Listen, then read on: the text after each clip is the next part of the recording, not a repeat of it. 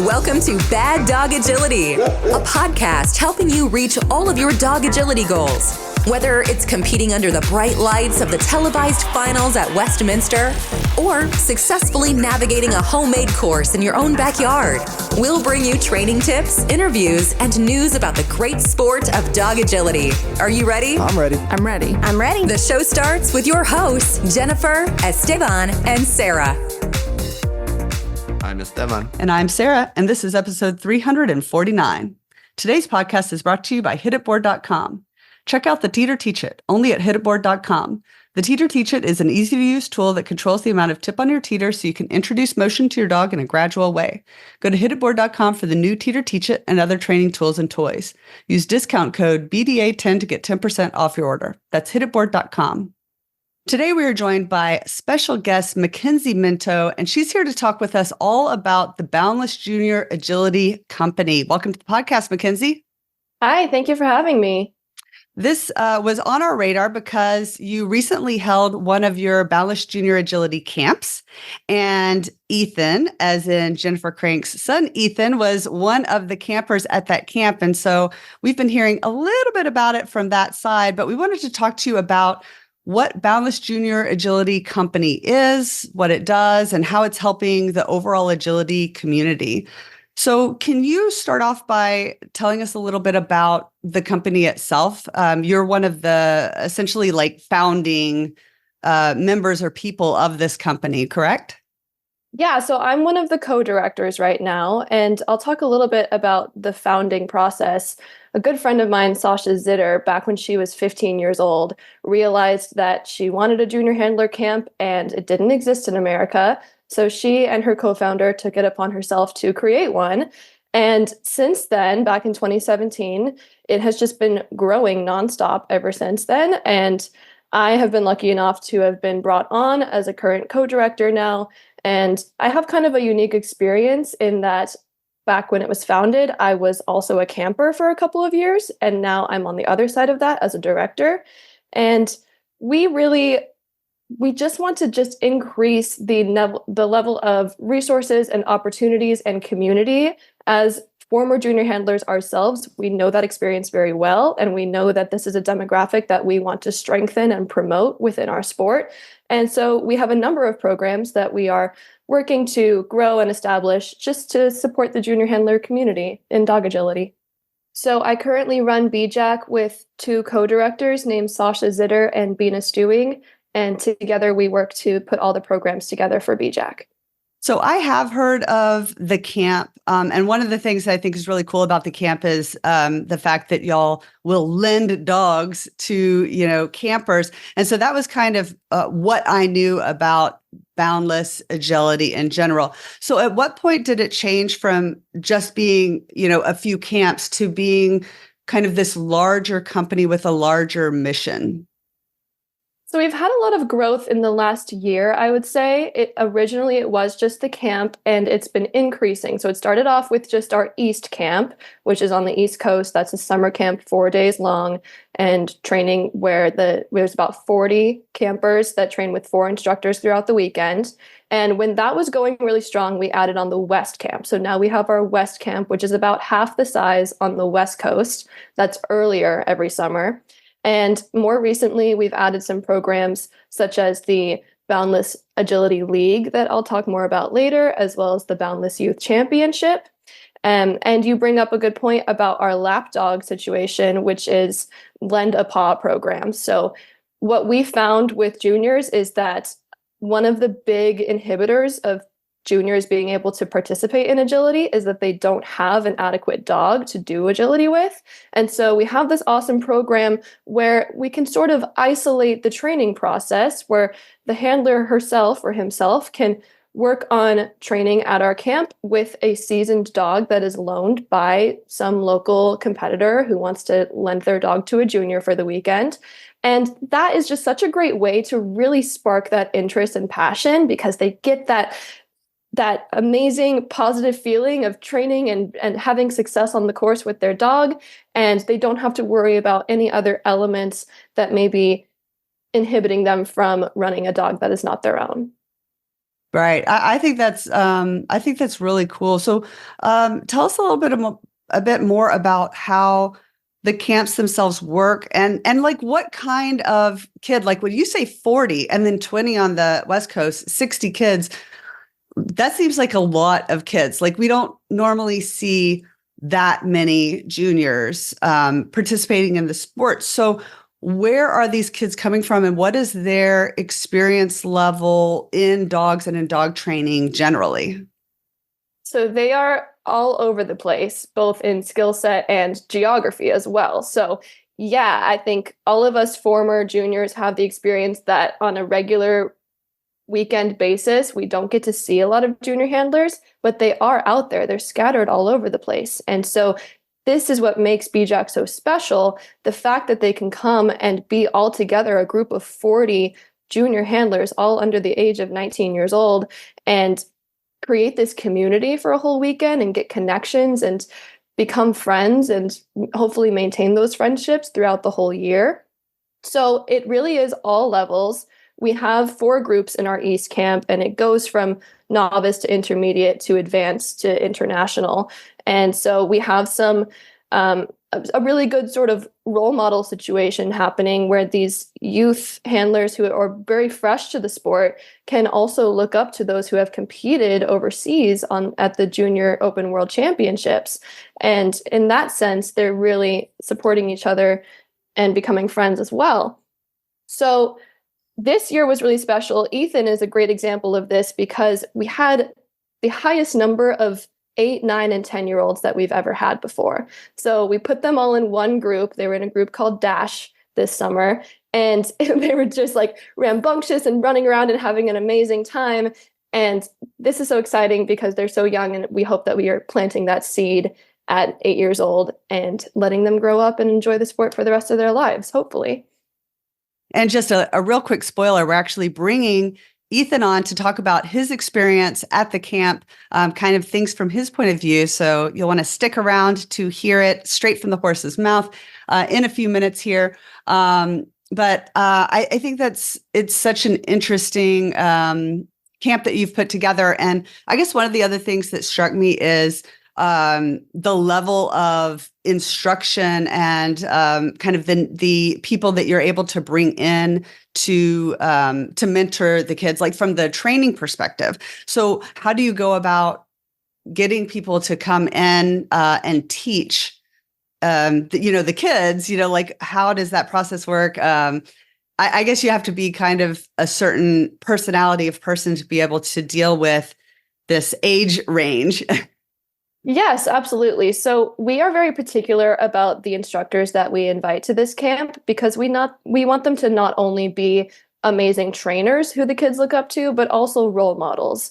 A big part of our BJAC mission is sportsmanship. That's something that we've incorporated into the whole ethos of our company in the last year. And so we take it very seriously who we invite to these camps. And these instructors that we bring every year are saints of human beings. We love them so much. We usually have an amazing time with them. They donate their time actually to be there and support the junior handlers. So that in and of itself is amazing. I can actually give a little exciting news. So our next instructors for the following year are going to be Angie Benequisto, Daisy Peel, Peyton Green, and Dudley Shoemate. So these are all really big names. They're very well known and respected in the community. And I think that makes the juniors even more excited to train with them. Yeah, that's amazing. So from the juniors' perspective, this is a paid camp for them? So yes, it's paid, but it is extremely cheap compared to what most camps would be for what we offer. We are a nonprofit, and so we're lucky enough that we collect sponsors and donors, and that helps us with the financial aspect of putting on the camp. And all of that is for the purpose of lowering these costs and making it more and more accessible to the juniors. We also have scholarship programs. So every year before registration opens, we have a number of scholarship opportunities that they can apply to see if they get maybe a full camp ride, a camp ride with travel stipend as well, or maybe a half scholarship. So those are some things that we just set aside for juniors who apply. And overall, I would say that our goal with BJAC is to sort of find anything that is a barrier in the junior community and combat that. And so with our camps, yes, it is paid, but we do everything we can to make it as accessible as possible. Awesome. And when I was looking through your website, I did notice this brand new inaugural UKI Boundless Youth Championship happening in 2025. So we're jumping right here, talking about something that has never before been done. So tell us a little bit about this upcoming event. Yes, we are so stoked to be putting that on. We have partnered with UKI to put on the very first youth championship in the United States. Something I want to shout out about this is that our own Boundless ambassador this year, named Tessa Trustner, she brought this idea to us. She said, "Hi, I love international competition. Me and my junior friends love international level competition, and we want more opportunities to be prepared for when we go overseas." And so she proposed this idea that we put on a championship, and we sort of ran with it. It's happening in June of 2025 in North Carolina at Rising Star Canine Ranch. We have Ashley Deacon as the judge, and it is open for anyone 25 and younger. So our idea is that it's not just juniors, but we're kind of bleeding into the young adult category as well and giving them opportunities too.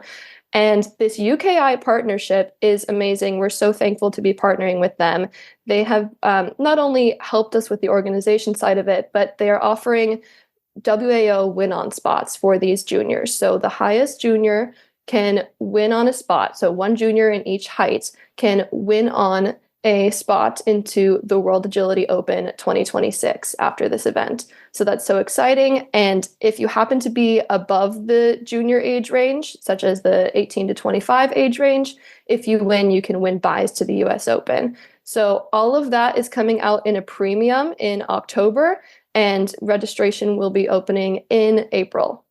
That is amazing. So when you say it's a win-on spot for the WAO, does that give them an automatic spot onto Team USA, or is this what kind of like one of those at-large spots that WAO has? So it's optional. It's treated the same way as the 1TDC invitational spot in that you can choose to do a wildcard junior spot or Team USA junior spot. Is this open only to American handlers?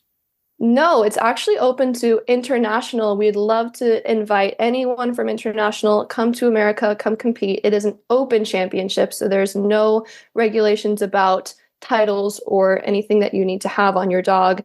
And fun fact, if you have podiumed, this will be in the premium, but if you have podiumed at any of the other big junior events, such as the Junior World Agility Championships, you get an automatic buy into round 3 of our event. All of that sounds so cool. And one thing that I really thought was interesting about this 25 and younger is that Esteban and I have often talked about different ways to support the community. And one thing that we had literally discussed is that exact age range, that like super early 20s, or like basically, 18, the next 4 years, like college level kids, because we have a college level kid, right? So we understand that our 19-year-old does not have time, funds, money, means to do anything, right, without our help.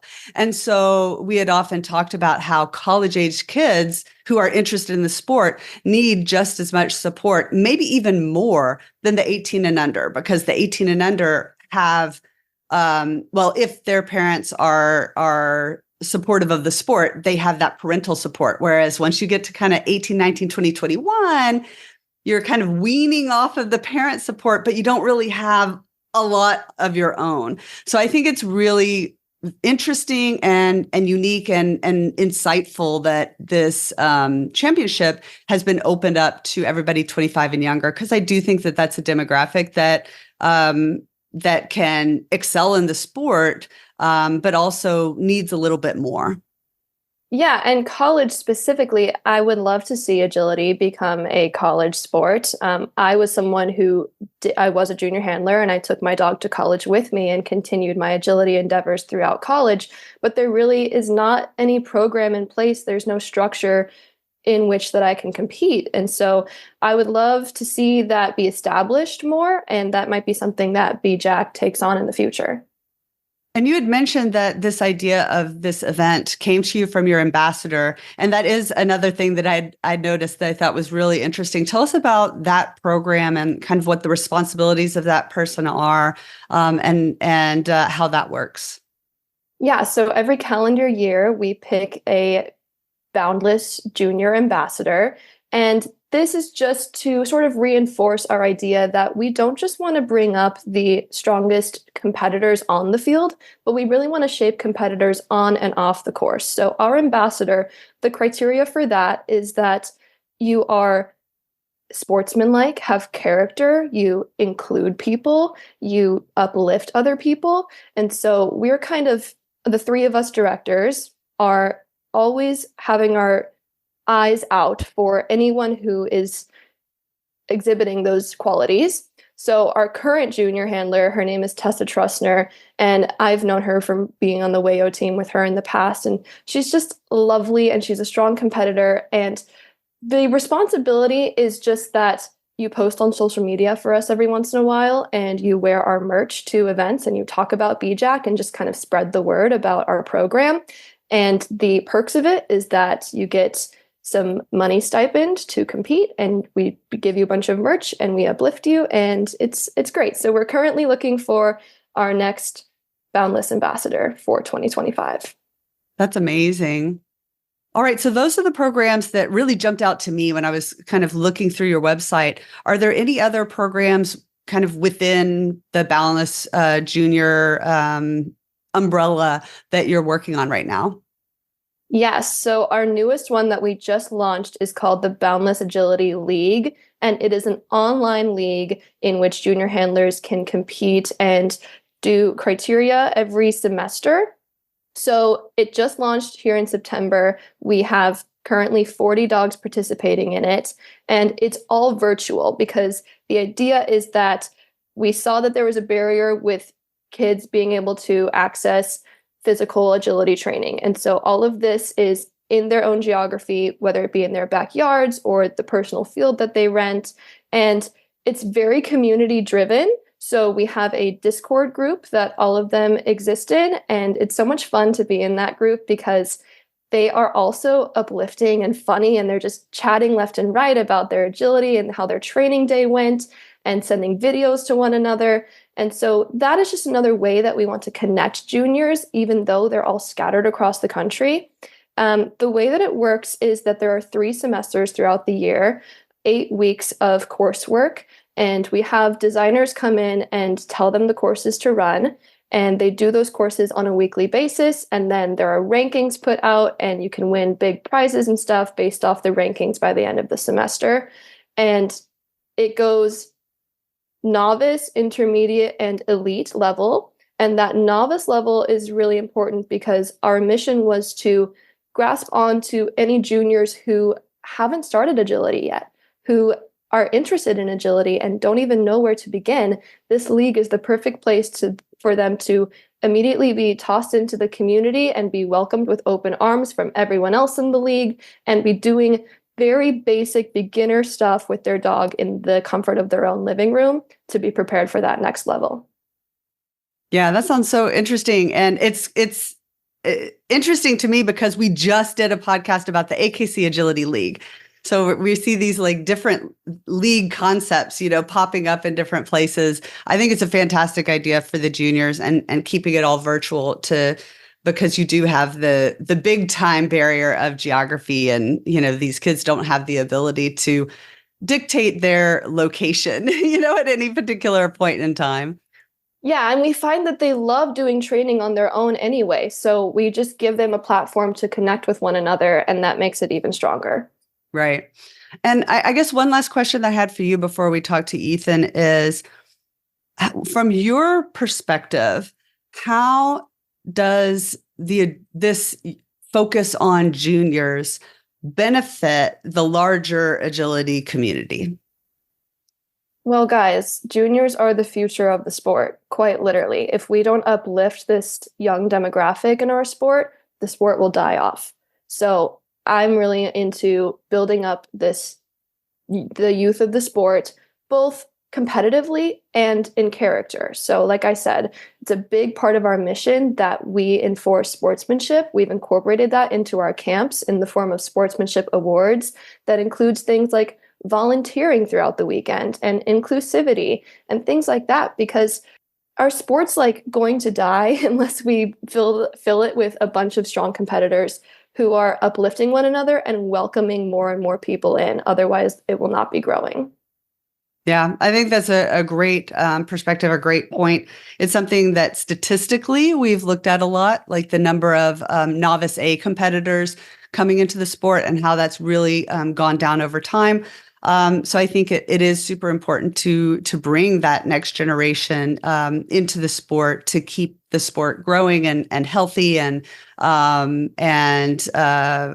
competitive, going forward. I think there's a lot of ways that agility in the United States has done amazing things, like huge amounts of progress in terms of the level of competition and so much choice that we have in the sport. So it has grown in a lot of ways in the last decade for sure, but even the last couple of years.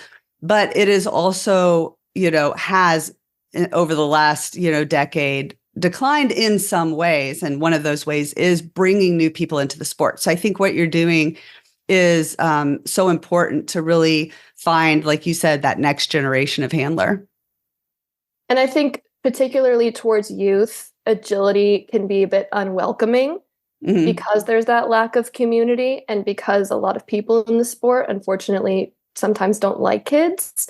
And so that's why we're trying to establish this community, just so that even if the adults are maybe not welcoming you, the juniors can have this connection that's going to hold them in the sport and be that glue that sticks them into it.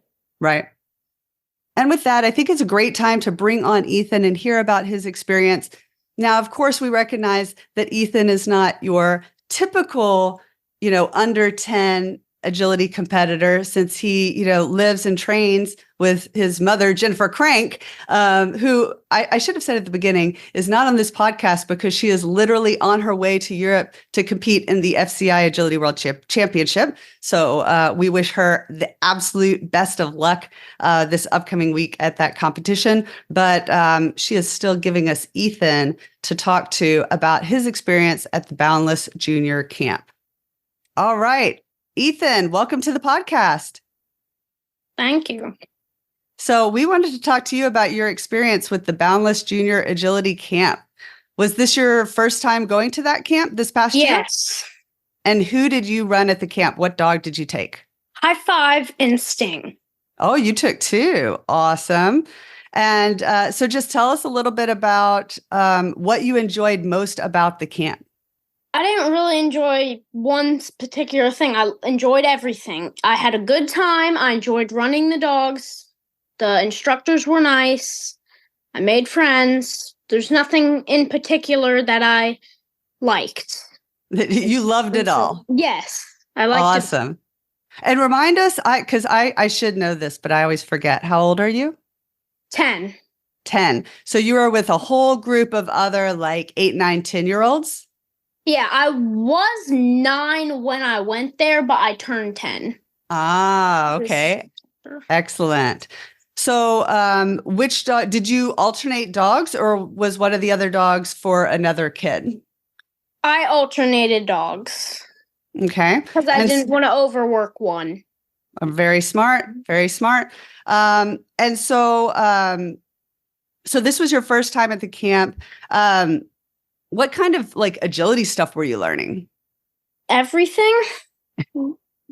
Just a little bit of everything, huh? Yeah, a little bit of I saw everything. he was learning a blind cross. Lee Gibson was our first international instructor this year, and he worked with the Dash group on blind crosses, and that was very cute to watch. Yeah. Were you a superstar? Yeah, I'd say so. Are you planning on going back next year? Yes. Like 100%? Yeah, 100%. 100%. All right. Well, I think that kind of tells you like everything you need to know, right? Mm-hmm. Okay. If there are some other kids out there that are thinking about doing the camp, or maybe even thinking about getting into agility, like maybe they are not yet doing agility, what would you tell kids your age about the sport, or about should they do it, or, what you like about it? I would recommend it. It's very fun. It's something different from all the other sports because it's different. It involves your pets. You can work them.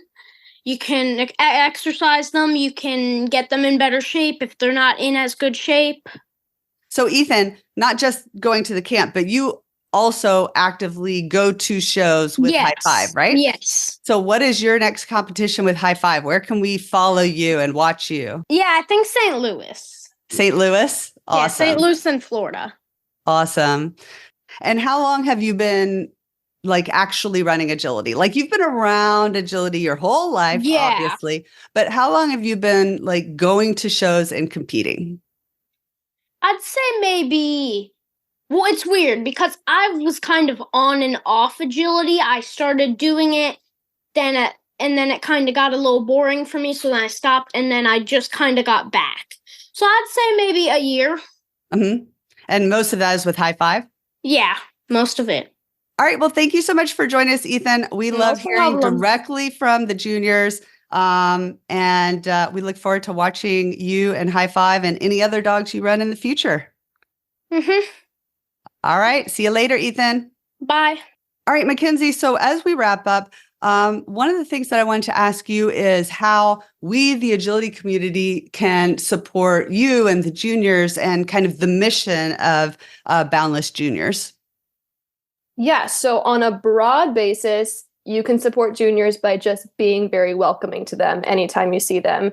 In a specific sense, we absolutely need help in any way we can get. We are a very small organization, and so we collect yearly sponsors for our camps. We also collect donors for our Boundless Education Grant, which we run 3 times per year. And our most recent sponsor of that was actually Nancy Guys of Power Paws Agility. So we have an education grant that runs 3 times a year, and the kids submit essays to get money for just anything agility related. So if they win through the whole application process, they can get money just to buy, whether they want to buy a tug toy or a teeter or a jump for their backyard or entry into a seminar. So we do collect donors 3 times a year for that. We could also use any help we can get at the youth championship that we're putting on. So stay tuned. We need volunteers and help for that in June of 2025. And so just in general, I would suggest that everyone goes to our website and signs up for our newsletter, and that will be how you hear about the things that we need from you. Wonderful. That sounds amazing. Well, thank you so much for joining us today. I found this fascinating, what's going on. And I love just seeing how things like this, it's almost like this grassroots effort, right? Like there's a need and people in the community step up to fill that need. And that's what you guys are doing for juniors. So, thank you so much for putting all of this together. Thank you. And we are so grateful for all of the support from the rest of the community. We just try to do as much as we can with that support. Awesome. And that's it for this week's podcast. We'd like to thank our sponsor, hititboard.com. Happy training.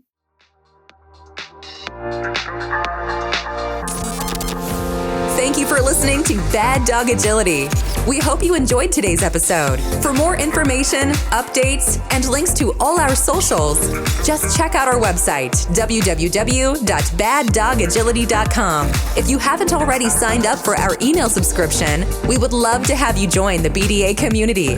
Until next time, take care.